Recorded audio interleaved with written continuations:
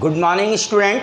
जैसा कि आपको मालूम है कि हमने जेट ICAR BHU की सीरीज चालू कर रखी है, उसी के क्रम में important MCQs of agriculture test series 5th को डिटेल में स्टडी करेंगे। ओके बेटा, ये क्वेश्चन बहुत ही अच्छे क्वेश्चन हैं जो कि आपको जेट ICAR BHU को क्रैक करने में बहुत ही मददगार होंगे। ओके, फर्स्ट, टमाटर सॉस में परीक्षण के रूप में प्रयोग लिया जाता है।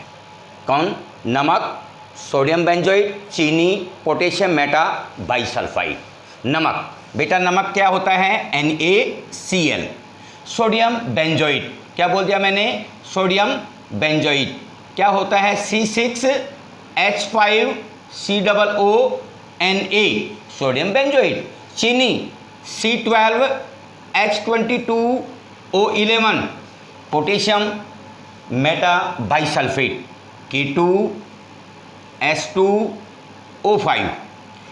ध्यान से देखिए, जब हम अचार, सॉस आदि बनाते हैं तो उसके अंदर सिंपल NaCl का उपयोग नहीं करते हैं, बल्कि NaCl में जल एवं बेंजोइक एसिड को क्या किया जाता है? मिलाया जाता है। रिजल्टली सोडियम बेंजोइट का फॉर्मेशन होता है C6H5COO।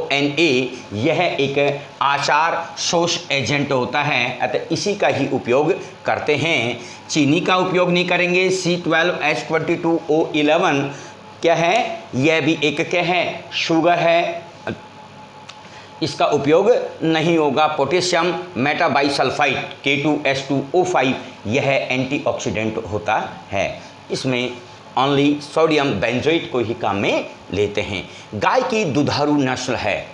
बेटा, गाय की अनेक नस्लें पाई जाती हैं और प्रत्येक नस्ल जो होती है वो अपने लिए एक विशेषीकृत अर्थात स्पेसिफिक होती है। तो दुधारू जो नस्ल होती है बेटा, एक एक को करेंगे। नागौरी, नागौरी नस्ल होती है, ये तेज दौड़ने वाली चुस्त फुर्त होती है, जबकि खिलारी यह महाराष्ट्र के शोलापुर में स्पीशीज पाई जाती है।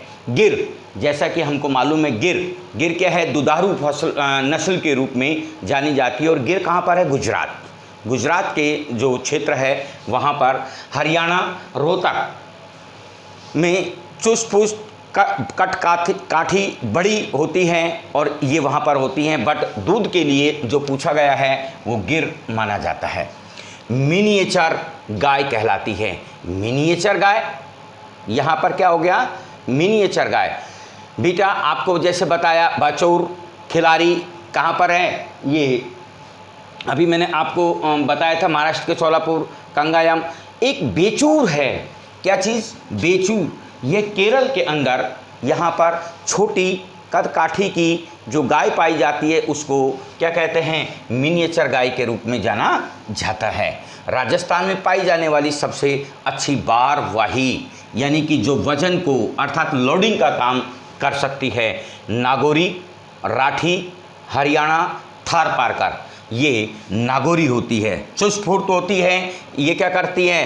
तेज दौड़ने में, वजन उठाने में अच्छी होती है। अलवर में क्या है? राठी क्षेत्र होता है, वहाँ पर जो पाई जाती है गाय वो दूध के लिए होती है, अतः उसे कामधेनु के नाम से जाना जाता है। हरियाणा के करनाल में या रोहतक जो होती है वहाँ पर पाई जाने वाली जो गायें होती हैं वो बड़ी और अच्छी कदकाठी युक्त होती हैं। थारपारकर क्या होती है? थारपारकर कहाँ पर है? थारपारकर यह पाकिस्तान के सिंध इलाके में स्थित, जहाँ पर कि ये वहाँ के मरुस्थल, वहाँ की जो परिस्थिति होती है उसके प्रतिकूल दशा के अनुकूल होती है। तो सबसे अधिक वसा यानी कि फैट, सबसे अधिक फैट, हमको मालूम है दूध में क्या होता है? फैट होता है, बट अलग अलग जाति के अंदर दूध में फैट की जो परसेंटेज होती है वो अलग अलग पाई जाती है। तो सबसे अधिक वसा परसेंट वाले दूध के लिए भैंस की नस्ल पाई जाती है। बेटा आपकी जानकारी के लिए, दूध की दृष्टि से सबसे ज़्यादा क्या होगा? मुर्रा होती है, बट वसा की दृष्टि से 13% वसा भदावरी में पाई जाती है। किस में पाई जाती है? भदावरी में पाई जाती है, जबकि मुर्रा में इतनी परसेंट नहीं होती है। जाफराबादी में भी नहीं होती है। जाफराबादी जो नस्ल होती है वो काफ़ी भारी भरकम होती है, अतः इसे मिनी एलिफेंट के नाम से भी जाना जाता है। कि कौन सा? मिनी एलिफेंट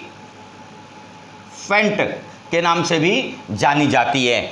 ओके, और सुरती, तो इसमें कौन सा हो गया, भदावरी माना जाता है। बकरी की टोगन वर्ग नस्ल, टोगन वर्ग नस्ल एक किससे संबंधित है, यह दूध से संबंधित है। अर्थात बकरी की टोगन वर्ग नस्ल जो है वो दूध के लिए क्या होती है, मानी जाती है। मांस के लिए जो नस्ल मानी जाती है वह है ब्लैक बंगाल के नाम से जानी जाती है। कौन सी है ये, ब्लैक बंगाल। जबकि पश्मीना एक ऊन की दृष्टि से है। जमुनापारी, जमुनापारी नस्ल बेटा ये एक स्पेसिफिक ज़िले में ही पाई जाती है। एटा ज़िला, इटावा ज़िला, आगरा ज़िला, मैनपुरी ज़िला। यानी कि जमुनापारी नस्ल की जो बकरी का मूल उत्पत्ति स्थान है ये सभी कहाँ दिखाई दे रहे हैं, ये यूपी से संबंधित हैं और इसमें ये इटावा ज़िले के अंदर पाई जाती है। राजस्थान की मेरिनो भेड़, क्या बोल दिया मैंने, राजस्थान की मेरिनो भेड़ किस नस्ल को कहते हैं, चौकला। अब हमको ये मालूम होना चाहिए कौन सी नस्ल कहाँ पर पाई जाती है, तो हमें चौकला है वो चूरू, सीकर, झुंझुनू, किसमें, चूरू, सीकर, झुंझुनू आदि में पाई जाती है और यही क्या कहलाती है, मेरिनो भेड़ के नाम से जानी जाती है। मारवाड़ी, मारवाड़ क्षेत्र में पाई जाती है, जोधपुर, नागौर आदि, मालपुरा है तो टोंक आदि में। नेक्स्ट इंपॉर्टेंट, आइए, क्योंकि क्वेश्चन इजी हो सकते हैं बट इनका एक्सप्लेनेशन जो है वो आपको बहुत ही लॉजिकली होगा, जिससे कि इनसे और फ्रेम में अगर क्वेश्चन होते हैं तो आपको आंसर देने में आसानी हो सके। जैसे मैंने बोला सर्रा बीमारी का कारण है, सर्रा, सर्रा क्या है, यह है चौपायों अर्थात पशुओं में पाई जाने वाली एक आम बीमारी है जो सामान्यतः ऊंट किस में पाई जाती है, जो सामान्यतः ऊंट में पाई जाती है। यह एक प्रोटोजोवन ट्राइपेंसो इवेनाई, ट्राइपेंसो इवेनाई, सर्रा बीमारी ऊँटों में पाई जाने वाली एक प्रोटोजोवा, परजीवी जनित नहीं, प्रोटोजोवन के द्वारा फैलाई जाने वाली बीमारी होती है। इसके अंदर ऊँट को चक्कर आने लगते हैं और वो क्या करने लगता है, चक्कर लगाने लगता है, साथ ही उसको बुखार आने लगता है एवं उसके नाक से क्या होता है, पानी गिरने लगता है और कमजोरी महसूस होती है। फीवर तेज आने से और बार चक्कर लगाने से वो गिरकर मर जाता है। राइट बेटा, तो यह जीवाणु जनित नहीं है, विषाणु जनित नहीं है, बल्कि यह प्रोटोजोआ जनित होता है। थनैला, थनैला भी पशुओं में पाए जाने वाला एक कौन सा है, स्तन शोध रोग होता है जो किससे होता है, जीवाणु से फैलाता है, न कि विषाणु और प्रोटोजोआ से फैलता है। सामान्यतः जो भैंस जैसे बच्चा देती है उसके बाद में जैसे वो दूध देती है उनमें ज़्यादा पाया जाता है, बल्कि बिना वाई जो भैंस होती हैं उनमें कम होता है। जो ब्याई हुई भैंस होती है यानी कि जो डिलीवरी हो जाती है भैंस की, उसके बाद जो दूध वगैरह देती है, तो ऐसी जो भैंस होती है उनमें 80% यह रोग पाया जाता है। और ये कौन सा ऐसा जीवाणु होगा जिसके द्वारा यह रोग फैलता है, ये कोरोनाई बैक्टीरिया के द्वारा फैलता है। किसके द्वारा फैलता है बेटा, कोराइनी बैक्टीरिया के द्वारा। कौन से के द्वारा, कोरोनाई बैक्टीरिया के द्वारा फैलता है। खुरपका मुंहपका रोग,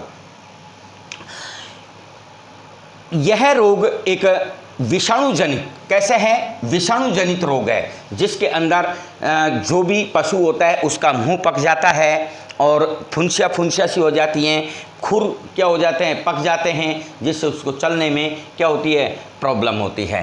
पादप सुरक्षा संबंधी जानकारी किस ग्रंथ में दी गई है। पादप सुरक्षा, यहाँ हर एक का अपना अपना अलग है। यहाँ पर सिंचाई एवं मृदा प्रबंधन का क्या किया गया है, वर्णन किया गया है वृहत संहिता में। ऋग्वेद के अंदर क्या किया गया है बेटा, वानिकी का वर्णन किया गया है। अथर्ववेद के अंदर पादप सुरक्षा संबंधी जानकारी को दी गई है। ओके, भारतीय कृषि बोर्ड की स्थापना कब की गई, तो हमें पहले मालूम होना चाहिए 1 बाई 1। 1899 में अकाल, 1899 में क्या हुआ, अकाल पड़ा, और अकाल पड़ने के बाद में जब क्या प्रॉब्लम आई? खाद्यान्न से संबंधित प्रॉब्लम आई, तो 1904 में कृषि बोर्ड की स्थापना की गई। कितने? 1904 में कृषि बोर्ड की स्थापना की गई और 1905 में फिफ्थ की स्थापना की गई एवं 1936 के अंदर जब बाढ़ आई तो पूसा को दिल्ली के अंदर क्या किया गया? शिफ्ट किया गया। ओके, जो कि पूसा इंस्टीट्यूट कहलाता है अब। भारतीय कृषि अनुसंधान परिषद ICR की स्थापना कब हुई?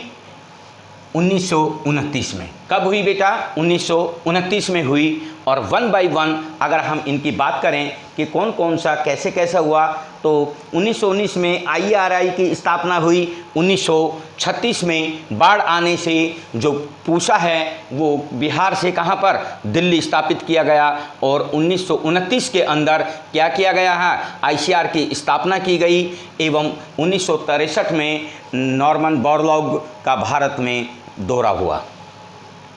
आकाश में धुनी हुई रुई के ढेर के समान दिखाई देने वाले मेघ, पक्षाब मेघ यानी कि पंख के समान दिखाई देने वाले, राइट। और धुनी हुई रुई, अगर रुई को क्या करा जाता है? जब मान लीजिए उसको रजाई में गद्दे में भरा जाता है तो उससे पहले उसकी पिनाई होती है, जिससे कि वो रुई क्या हो जाती है? फूल जाती है।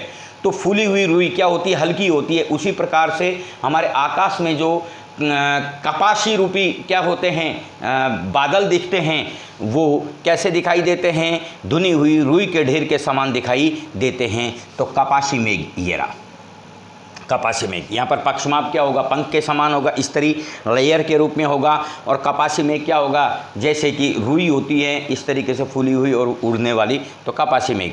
वायुमंडलीय आर्द्रता मापने में प्रयुक्त होने वाला उपकरण बेटा आर्द्रता, आर्द्रता मीन्स ह्यूमिडिटी, और वो H4 ह्यूमिडिटी और H4 हाइग्रो, हाइग्रो मीन्स भी आर्द्रता होती है, राइट। और हाइग्रोमीटर यानी कि आर्द्रता को नापने वाला यंत्र। तो देखो वर्षा को रेन गेज, हाइग्रोमीटर, यहाँ पर क्या होगा? वायुमंडलीय आर्द्रता को कौन करेगा? हाइग्रोमीटर ही क्या करता है? इसको मेजर करता है। कम जल धारण क्षमता वाला मृदा कण वर्ग है। सबसे पहले समझिए मृत्तिका, बहुत छोटी कण होते हैं, है ना, बहुत ही छोटे कण होते हैं मृत्तिका के, बहुत ही बारीक होती है, अतः इसमें पानी क्या हो जाता है? बहुत ज़्यादा देर तक रह पाता है। बालू मिट्टी का जो कण होता है उसका जो टेक्सचर होता है, जो उसकी संरचना होती है वो मोटी होती है। उनके बीच में अंतरकोशी के स्थान क्या होंगे? अधिक होते हैं। और जब अंतरकोशी के स्थान अधिक होंगे तो इसमें जो पानी होता है, जब ऊपर का टेम्परेचर अधिक होगा तो केशिका नली के द्वारा क्या होगा? ये पानी धीरे धीरे ऊपर की ओर क्या हो जाएगा? उड़ जाएगा। इसका मतलब क्या है कि इनमें वाटर होल्डिंग कैपेसिटी कम पाई जाती है, बशर्ते कि मृत्तिका, सिल्ट आदि से। तो कौन सा हो गया? बालू मृदा। लवणीय मृदा में pH का मान होता है लवणीय, इसका मतलब स्लाइन। क्या हो गया? यहाँ पर अगर हम बात करते हैं, यहाँ पर क्या करते हैं बेटा? बात करते हैं 1 से 7 और इससे ऊपर, तो 7 क्या हो गया? उदासीन हो गया। ये क्या हो गया? अम्लीय। और ये क्या हो गया? क्षारीय।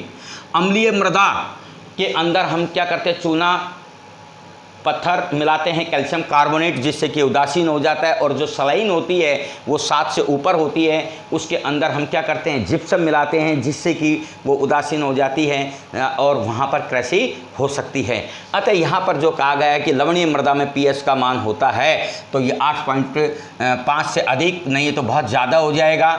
यहाँ पर बहुत ही ज़्यादा है, उपरोक्त में से कोई नहीं, तो बच गया क्या? 8.5 से कम क्या होती है? यहाँ पर लवणीय मृदा होती है। निम्न में से मृदा सुधारक, तो मैंने बताया कि मृदा सुधारक क्या हो गया? जिप्सम। यहाँ पर और देख लीजिए अमोनियम सल्फेट, DAP और रॉक फॉस्फेट, ये इससे संबंधित है ही नहीं, तो कौन सा आंसर है? जिप्सम। नेक्स्ट, कोटा, बूंदी तथा झालावाड़ में मृदा की किस्म पाई जाती है।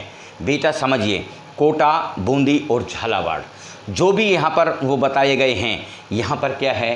राइस भी होते हैं, राइट। यहाँ पर क्या है? नदियाँ तो हैं, ऐसी बात नहीं है कि भाई नदियाँ नहीं हैं। और नदियों के द्वारा जो कछारी मृदा, जिसको कि जलोढ़ मृदा कहते हैं, जलोढ़ मृदा कहते हैं, जो सबसे ज़्यादा क्या होती है? उपजाऊ होती है। लेकिन कोटा, बूंदी और झालावाड़ में जो मृदा की जो किस्म होती है वो कछारी, भूरी रेतीली, रेतीली यानी कि भूड़ा मिट्टी, ये न होकर कैसी होती है? काली मृदा होती है, जहाँ पर कि चावल की जो फसल होती है वो अच्छे से पैदा होती है। ठीक है, आज के लिए इतना ही। और आपको यदि कोई समझ में नहीं आया वो फैक्ट्स, प्लीज़ आप कमेंट बॉक्स में पूछिए, मैं आपको नेक्स्ट वीडियो के अंदर और अच्छे से एक्सप्लेन करूँगा। आई होप आपको अच्छा लगा होगा। प्लीज़ मेरे चैनल को लाइक, शेयर एंड सब्सक्राइब करें। Thank you.